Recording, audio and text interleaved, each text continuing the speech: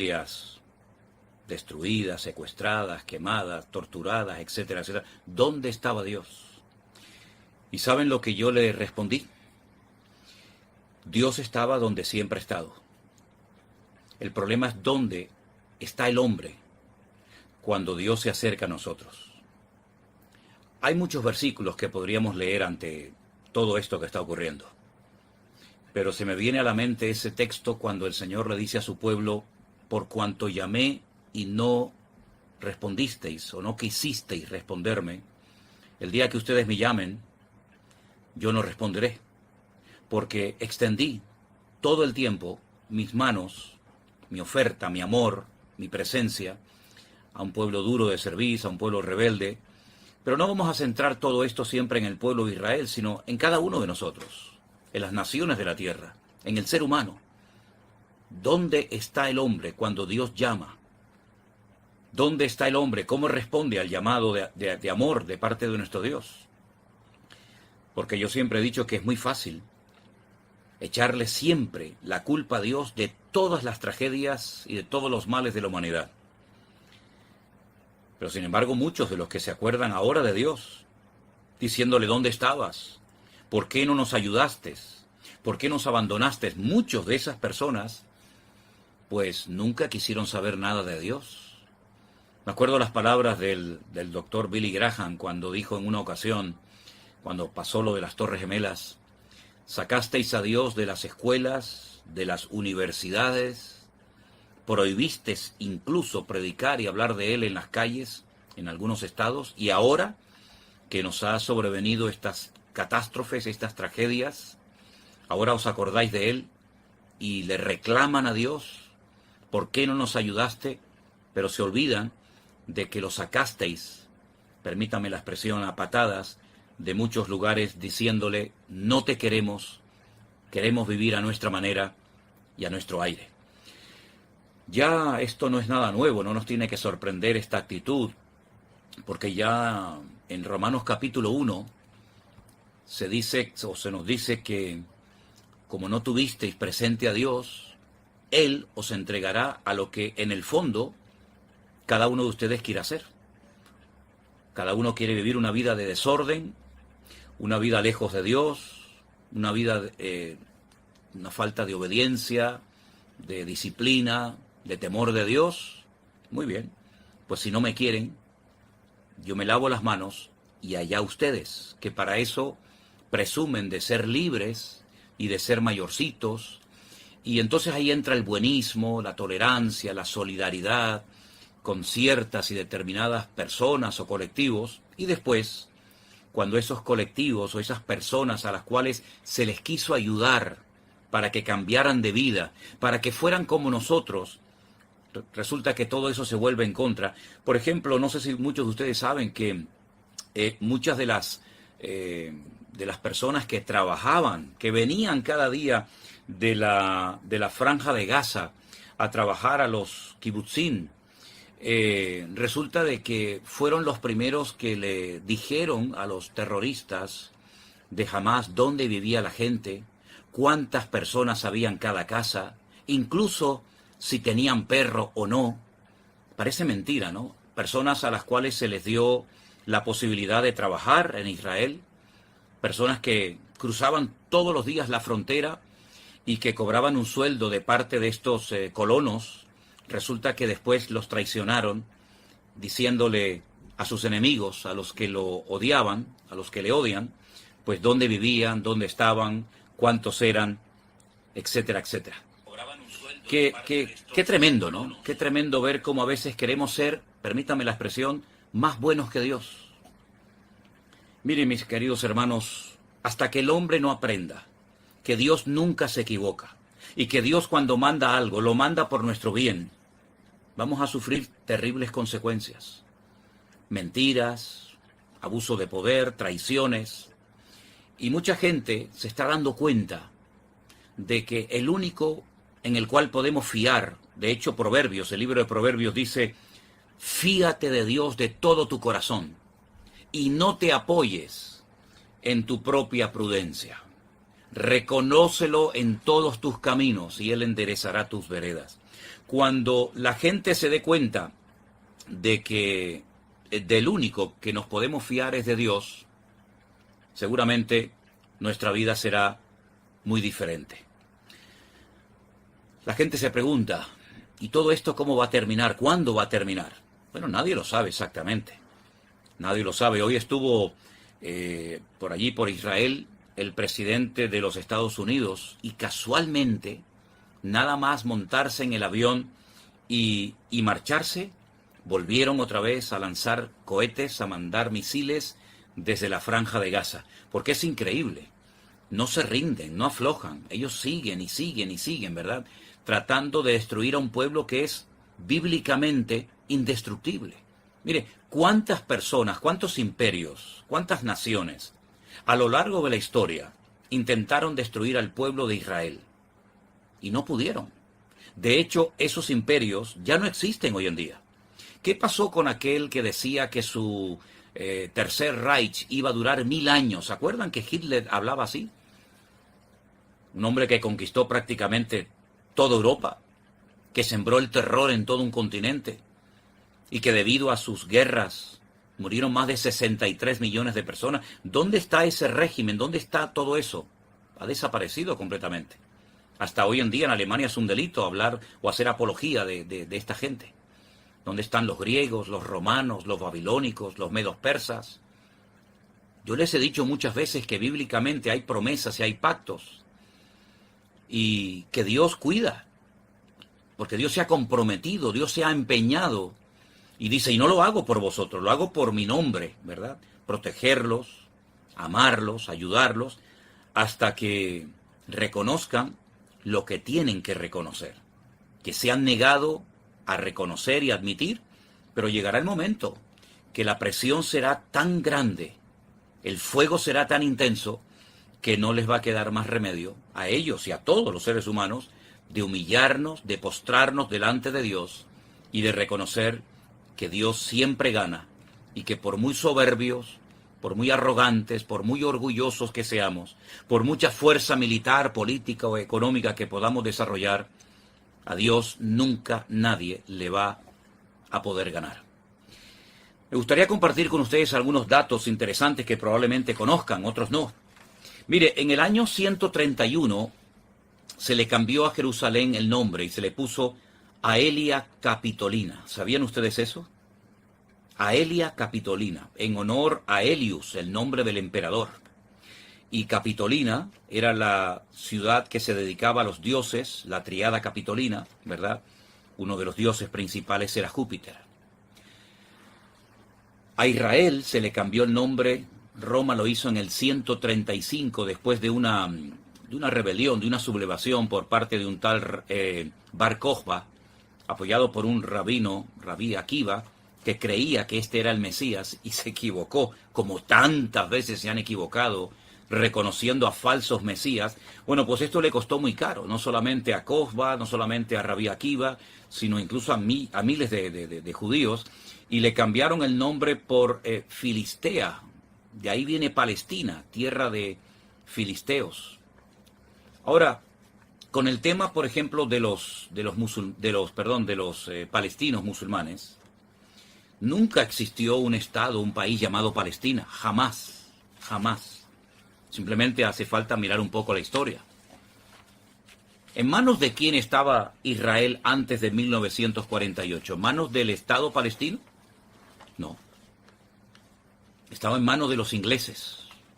Los ingleses eran los que estaban allí hasta que en 1948 Israel declaró la independencia del Estado judío de Israel. Y antes de los ingleses estaban los otomanos, no un Estado palestino. Y antes de los otomanos, los mamelucos de Egipto, no un Estado palestino. Y antes estaba el imperio árabe kurdo, y estuvieron los omeyas, los bizantinos, los romanos, los hasmoneos, los seleucidas, pero nunca hubo, jamás existió un Estado palestino que Israel destruyó cuando declara su independencia en mayo de 1948. Jamás existió un Estado palestino, nunca, jamás.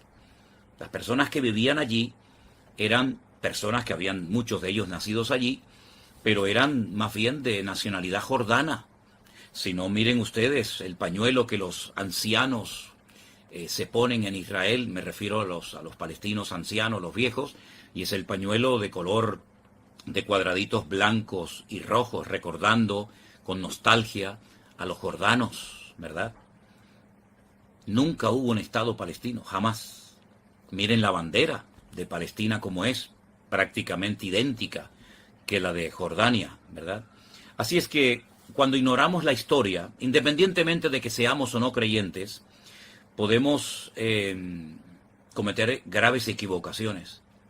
Ahora, no cabe la menor duda, y todo el mundo lo sabe, que yo creo que el pueblo más perseguido a lo largo de la historia de la humanidad, sin lugar a dudas, fue el pueblo de Israel. Yo creo que no ha habido otro pueblo más perseguido y que sigue estando en pie como el pueblo de Israel, porque ha habido, la verdad, muchos pueblos que fueron perseguidos, fueron masacrados y desaparecieron. Pero es que el pueblo de Israel, desde hace más de 3000 años, no para de sufrir persecuciones, guerras, ataques de todo tipo, pero siguen estando ahí y seguirán estando ahí. Porque mire, si alguien es capaz de destruir al pueblo de Israel, Dios va a quedar como un mentiroso y nada más lejos de la realidad. Pero si el Estado de Israel, el pueblo de Israel sigue estando ahí, quiere decir de que Dios cumple su palabra y de que ese pueblo, igual que Dios, es totalmente indestructible.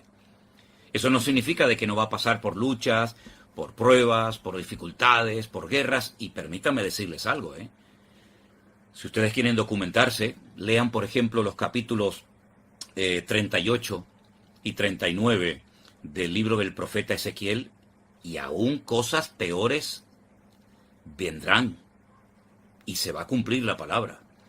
Porque si de algo nos sirve todo esto, es para darnos cuenta de que la palabra profética se está cumpliendo de una forma tremenda. Y esto no ha hecho más que empezar. Ahora, permítame leerles unas palabras que muchos de nosotros hemos oído en otras ocasiones y dicen así. Cuando Jesús salió del templo y se iba, porque en la época de Cristo el templo de Jerusalén estaba funcionando perfectamente, sus discípulos se le acercaron para mostrarle los edificios del templo. Y Jesús les dijo, ¿veis todo esto? De cierto os digo que no quedará aquí piedra sobre piedra que no sea derribada. Estando él sentado entonces en el monte de los olivos, sus discípulos se le acercaron aparte y le dijeron, dinos, ¿cuándo? ¿Cuándo serán estas cosas? ¿Y qué señal habrá de tu venida y del fin del siglo? A continuación, en Mateo 24 hay una lista enorme de señales, de información, para que ellos las tuvieran presentes, y también nosotros hoy en día, porque esta es una profecía que tiene, por así decirlo, doble cumplimiento. Hay algunas cosas que ya se cumplieron, como por ejemplo la destrucción del templo de Jerusalén, en el año 70 después de Cristo por las legiones romanas, y otras cosas que se van a cumplir en breve. Jesús dijo, mirad que nadie os engañe, porque vendrán muchos en mi nombre diciendo, yo soy el Mesías, el Cristo, y a muchos engañarán. ¿Cuántos falsos mesías han engañado al pueblo de Israel? Les acabo de mencionar uno, Bar Kokhba. Léanlo, por ejemplo, en Google. Busquen en Google Bar Kokhba, que fue apoyado por uno de los rabinos más famosos de su época, Rabí Akiva, que terminó muriendo torturado por los soldados romanos. Fue un falso mesías, no fue el verdadero mesías, y hay otros falsos mesías que vinieron haciéndole creer a las multitudes, al pueblo de Israel, que ellos eran el Mesías, y se equivocaron y produjeron auténticos desastres. Dicen algunos judíos que Jesucristo, causó mucho dolor al pueblo de Israel, pues los falsos mesías que vinieron no le causaron ningún favor, nada positivo al pueblo, dicho sea de paso. Jesús sigue diciendo, oiréis de guerras y de rumores de guerras. Mirad que no os turbéis, porque todo esto es necesario que acontezca, pero aún no es el fin. Se levantará nación contra nación, y reino contra reino. Y habrán pestes, hambres, terremotos en diferentes lugares, y todo esto será principio de dolores. Entonces os entregarán a tribulación y os matarán, y seréis aborrecidos de todas las gentes por causa de mi nombre. Muchos tropezarán entonces y se entregarán unos a otros, y unos a otros se aborrecerán. Y muchos falsos profetas se levantarán y engañarán a muchos. Y escuche bien esto. Y por haberse multiplicado la maldad, el amor de muchos se enfriará. Mas el que persevere hasta el fin, éste será salvo. La maldad se va a multiplicar. No sabemos por cuánto, pero lo que está bien claro, que la maldad no está menguando, sino más bien todo lo contrario. Las atrocidades, el pecado, el desorden, la corrupción, la inmoralidad, la idolatría, etcétera, etcétera, etcétera, se ha multiplicado de una forma tremenda.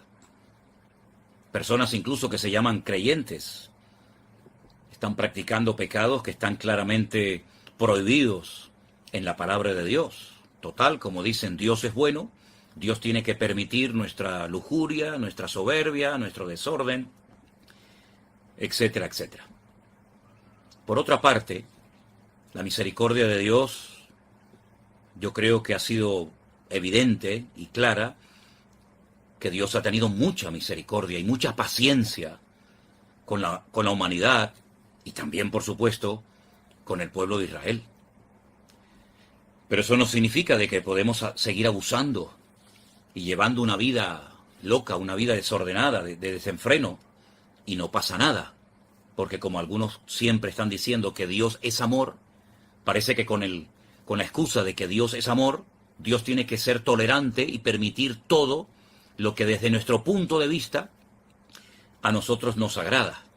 Y se equivocan rotundamente. Dios dijo en muchas ocasiones de la historia, basta. ¿Quién no recuerda el diluvio? ¿Quién fue el que produjo el diluvio, hermanos? ¿Quién fue el que mandó el diluvio? Claro, le dio oportunidades a las personas de arrepentirse, de prepararse. Los que lo hicieron se salvaron. Miren, por ejemplo, a Noé y a su familia. Le creyeron a Dios, se prepararon, vino el diluvio y se salvaron. Los que se burlaron, los que desperdiciaron la oportunidad, todos perecieron. Pero el que mandó el diluvio fue Dios. ¿Y quién fue el que destruyó las ciudades de Sodoma y Gomorra? ¿Los propios habitantes que allí vivían? No. Fue Dios el que le advierte a Lot, le habla a Abraham, voy a destruir Sodoma y Gomorra, saca a su siervo de allí, y las ciudades de Sodoma y Gomorra fueron destruidas. Y así podríamos enumerar tantas cosas donde Dios dijo, basta, porque es verdad, y lo he dicho muchas veces, Dios es amor, Dios es misericordia, pero también es un Dios justo, que ha puesto unas normas, que ha puesto unas reglas, y cada vez que las quebrantamos, presumiendo de que somos libres y podemos hacer lo que nos da la gana, pues, tarde o temprano, sufrimos las consecuencias de haber quebrantado la palabra de Dios, sus mandamientos, y de pensar en lo más profundo de nuestros corazones, en nuestra ceguera, en nuestra ignorancia, que no nos iba a pasar absolutamente nada. Por eso Dios está hablando. El que tiene oídos para oír, oiga lo que Dios está hablando y mostrando a las naciones de la tierra. Porque hoy hablamos de Israel, hoy estamos hablando de la franja de Gaza, de los palestinos. Pero cuidado, la Biblia nos advierte muy claramente en diferentes pasajes que vendrá una prueba tremenda a todas las naciones de la tierra. Europa no está exenta, ni América, ni ninguna nación de la tierra, porque no hay ni una sola nación, no hay ni un solo habitante sobre la faz de la tierra que pueda presumir de ser justo, de ser bueno, de no haber pecado, de no haber ofendido a Dios, ni uno.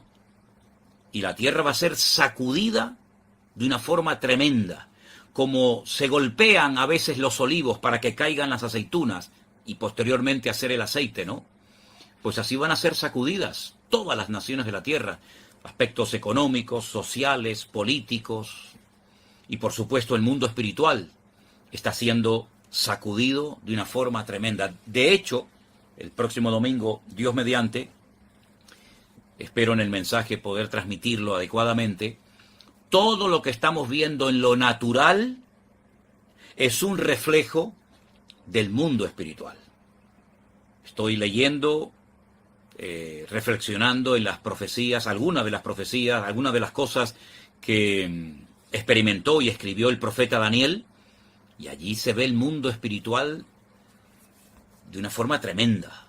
Mundo espiritual que está en guerra, y todas esas guerras en el mundo espiritual, en las regiones celestes, como dijo Pablo, principados, potestades, gobernadores de las tinieblas, huestes espirituales de maldad, que están en conflicto, que están en guerra, todo eso se refleja en el mundo natural. Ahora es aquí, mañana será allá, pero nadie se escapa de esta cruda realidad. Bueno, veo que se han ido conectando muchos hermanos. Tengo aquí el teléfono y estoy viendo que hay muchos hermanos que se han conectado de muchas partes del mundo, hasta de Cádiz, un lugar tan bonito y que conozco perfectamente, de Paraguay, de México, de Estados Unidos y de tantos y tantos lugares. Hermanos queridos, creo que lo principal y lo más importante en esta hora es recurrir a una de las herramientas más poderosas que Dios nos ha dado, y es la oración. Hay gente que dice, no sé cómo orar. Bueno, usted simplemente con el deseo, con el anhelo de orar, pídale al Señor, Señor, que se haga tu voluntad. Abre nuestros ojos, llévanos a todos a la humildad, al arrepentimiento, a una conversión genuina. Porque hay mucha gente que ha estado incluso congregándose por años en iglesias o en diferentes lugares que no son convertidos. Pueden decir que son creyentes porque creen en Dios, pero no son convertidos. Y lo importante aquí es no solamente creer en Dios, sino verdaderamente haber puesto nuestra vida 100% en las manos de nuestro Dios. Porque hemos llegado a un punto en el que separados de Dios, nada podemos hacer. Claro, las imágenes que vemos son tremendas, ¿no? Todo esto es la consecuencia de la soberbia del hombre, del orgullo del hombre. Bueno, hay un versículo en la carta de Santiago que yo lo quisiera compartir con ustedes en esta tarde. Es un versículo que nos habla de dónde vienen las guerras. Preste atención. En el Nuevo Testamento, en la carta de Santiago, concretamente en el capítulo 4, versículo 1, dice: ¿de dónde vienen las guerras y los pleitos entre vosotros? Dice, ¿no es de vuestras pasiones las cuales combaten en vuestros miembros? ¿Usted sabe que hay gente que se hace millonaria con guerras? ¿Usted sabe que hay gente que se aprovecha de las desgracias ajenas para ganar dinero? Gente sin escrúpulos, gente que aprovechan las tragedias humanas para llenarse los bolsillos. Es que mire, la maldad del ser humano no tiene límites. Cuando el otro día hablaban de que incluso en los cadáveres ponían explosivos para que cuando se acercaran a recogerlos murieran, uno dice, Dios mío, ¿hasta dónde llega la maldad humana? Yo dije el otro día que comparar a estas personas que hicieron estas barbaridades en estos kibutzim, en estos lugares, las imágenes todas las pueden ver, no se comportaron como animales. No insultemos a los animales. Se comportaron como demonios, como auténticos demonios. Porque si nos comportáramos como animales, muchas guerras y muchas cosas que el hombre ha hecho, nunca las hubiera hecho. Así es que no insultemos, por favor, a los animales. Los demonios, Satanás, que Jesús lo definió como un ladrón, que viene a hurtar, a matar y a destruir, ha mostrado su realidad, utilizando a estas personas, a estos miembros de estos grupos terroristas, para hacer cosas que uno cuando las oye o las ve, uno dice, ¿hasta dónde ha llegado la crueldad del ser humano? ¿Verdad? Regocijarse en la maldad, publicar la maldad como un triunfo, como un logro. ¿Qué triunfo hay en matar seres inocentes? ¿Verdad? ¿Qué orgullo puede sentir una persona después de haber hecho lo que ha hecho? Se pierde la conciencia, que fue un freno que Dios puso en el hombre para que supiera diferenciar, reconocer, discernir entre el bien y el mal, han cauterizado sus conciencias, ya no tienen conciencia, ya presumen de sus pecados, de sus delitos y de las barbaridades que han hecho. Y lo terrible es que hay personas que no condenan estas cosas, siempre inclinando la balanza al mismo lado y no reconociendo que la maldad, la haga quien la haga, hay que condenarla. Y el pecado lo cometa quien lo cometa, hay que denunciarlo. Pero hay personas que, utilizando el poder que tienen como políticos, como periodistas, ¿verdad?, como gente de influencia, se niegan a utilizar los términos adecuados y a condenar lo que no tiene ningún tipo de justificación. Nosotros los creyentes, en medio de todo este dolor, lo único que podemos hacer es orar. Y lo agradecen mucho los habitantes, los hermanos, las familias con las cuales hemos hablado. Lo agradecen. Dicen gracias por orar por nosotros, por pedirle a Dios que nos ayude y que pronto intervenga el Señor y que aprendamos lo que tengamos que aprender. Me preguntaban recientemente en una llamada telefónica, ¿y qué tenemos que aprender de todo esto? Y yo les citaba el Salmo 121. Alzaré mis ojos a los montes. ¿De dónde vendrá mi socorro? Mi socorro viene del Señor que hizo los cielos y la tierra. Es a Él al que tenemos que mirar en esta hora, es a Él al que tenemos que clamar, y es en Él en el único que podemos refugiarnos, sabiendo que Él cuidará de nuestras vidas y nos protegerá conforme a su voluntad. Bueno, quiero dar las gracias a todos los que se han ido conectando a lo largo de la retransmisión. Quiero dar las gracias a todas las personas que están ahí.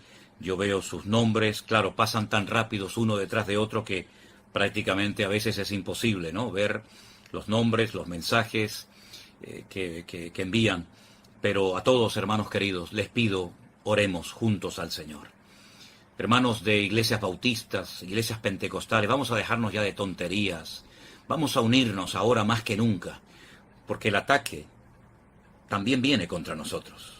No es un ataque contra una nación en particular, es contra un estilo de vida, es contra Occidente, es contra el cristianismo, es contra todo lo que sea Dios, Biblia, Evangelio, etcétera, etcétera. Por lo tanto, vamos a dejarnos ya de estar levantando en alto banderas denominacionales, estar haciéndonos la guerra, ¿verdad? Estar llamando por aquí, por allá, no veas esto, no veas lo otro, no apoyes esto, no apoyes lo otro, y vamos a unirnos en oración como pueblo de Dios, que la oración unida tiene mucha fuerza, y es lo único que puede frenar el avance de las tinieblas, porque dice el Señor, clama a...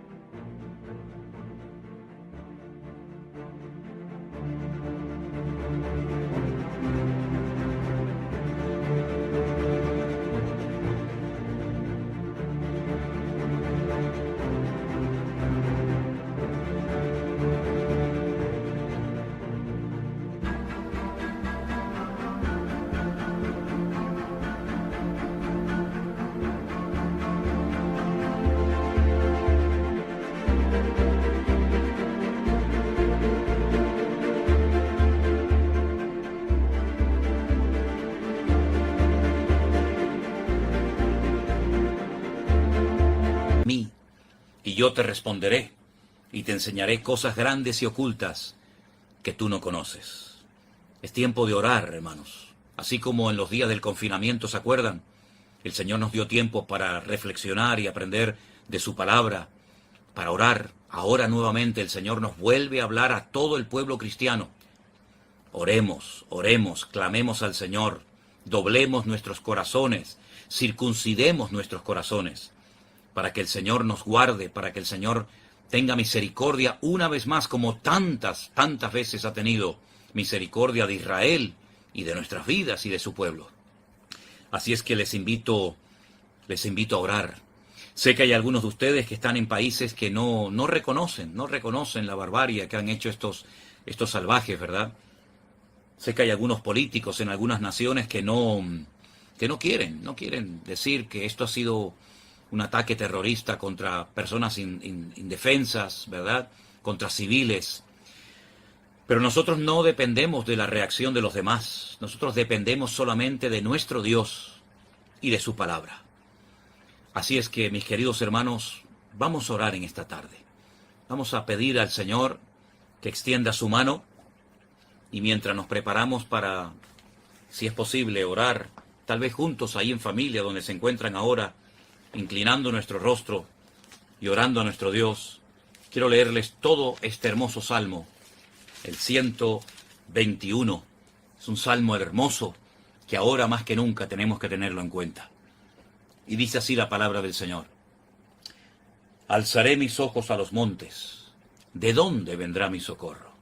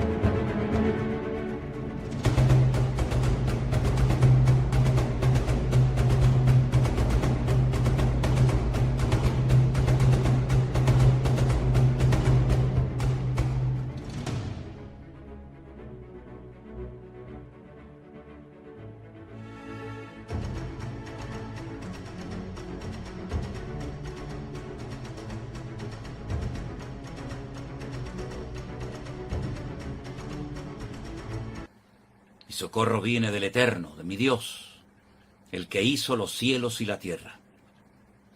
No dará tu pie al resbaladero, ni se dormirá el que te guarda. He aquí no se adormecerá ni dormirá el que guarda a Israel. El Señor es tu guardador, el Señor es tu sombra a tu mano derecha. El sol no te fatigará de día, ni la luna de noche. El Señor te guardará de todo mal. Él guardará tu alma. El Señor guardará tu salida y tu entrada desde ahora y para siempre. Vamos a orar también por las personas. Nadie sabe exactamente el número de los que han sido secuestrados. Mujeres, ancianos, niños, familias enteras. Orar por ellos. Yo creo que se puede producir el siguiente milagro. Yo creo que si oramos juntos al Señor se puede producir milagrosamente la liberación de estas personas y que pueden venir caminando por su propio pie, cantando y alabando y dando gracias a Dios, porque Dios ha hecho un milagro. Ya sé que para el mundo es imposible. Ya sé que algunos se reirán de lo que acabo de decir, me da exactamente igual. Yo creo que Dios puede hacer ese milagro y mucho más. Y Dios puede hacer que millones de personas de un bando y de otro bando, porque aquí todos, absolutamente todos, necesitamos de Dios. Pueblo de Israel, palestinos, Franja de Gaza, todos los seres humanos necesitamos doblar nuestras rodillas, nuestros corazones delante de Dios, el Todopoderoso, el Creador del cielo y de la tierra, y pedir perdón por todos los pecados que hemos cometido, porque la paga del pecado es la muerte y lo estamos viendo. Vamos a orar para que Dios haga milagros en este conflicto y que el mundo vea que el único que ha podido solucionar esto no es un hombre, no es un gobierno, no es un organismo, ha sido el Dios Todopoderoso, el que ha extendido su mano y ha hecho un milagro notorio y evidente que todos han podido ver, los que por lo menos han querido verlo.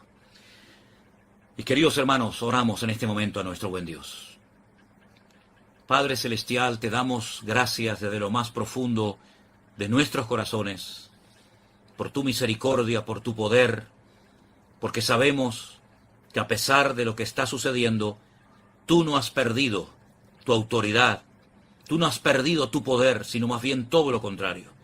Señor, que todo esto sirva para sacudir las conciencias, despertar a los que han estado dormidos, acercar a los que se han apartado de tus caminos durante mucho tiempo, abrir los ojos de los ciegos, los oídos de los sordos, y que volvamos en genuino arrepentimiento y nos postremos a tus pies pidiendo perdón. Señor, ten misericordia de todos los que están secuestrados en este momento. Cuida de sus vidas. Detén todo esto, Señor. Que todos, de un bando y de otro, clamen a Dios, se humillen delante de Dios, para que tú actúes y traigas la genuina paz, que no viene por firmar un documento, sino viene por recibir en el corazón al príncipe de la paz, a tu amado Hijo, al verdadero Mesías, rechazado y crucificado, pero que vive por los siglos de los siglos. Nos ponemos en tus manos, nos postramos a tus pies y pedimos guarda de tu amada iglesia, de tu amado pueblo sobre toda la faz de la tierra, y que pronto veamos una salida de toda esta situación terrible, y que una vez más demos gloria a Dios y gracias al eterno nuestro Dios. En el nombre, sobre todo nombre, en el nombre de nuestro Señor Jesucristo, clamamos y unánimemente pedimos por esto. Amén y amén. Hermanos queridos, Dios les bendiga a todos ustedes en esta tarde. Les mando un caluroso saludo desde las Islas Canarias. Aquí estamos emitiendo en directo para todos ustedes cuando yo tengo en mi reloj las 7:25 de la tarde. Ya cada uno sabe la hora que es en su respectivo país. A esta hora le doy gracias al Señor por todos los que se han conectado. Pido que sigamos orando, unidos, expectantes, ¿verdad? Viendo el desarrollo de todo esto y viendo la mano de Dios a pesar de las duras imágenes y a pesar de todas estas circunstancias que todos sabemos. Dios les bendiga, les mando un caluroso saludo a todos ustedes. Sigamos orando los unos por los otros, cubriéndonos las espaldas, agarrados a su palabra, confiando en nuestro Dios, sabiendo que Dios tiene el control y que pronto, muy pronto, veremos una salida de toda esta situación. Dios les bendiga, mis amados hermanos.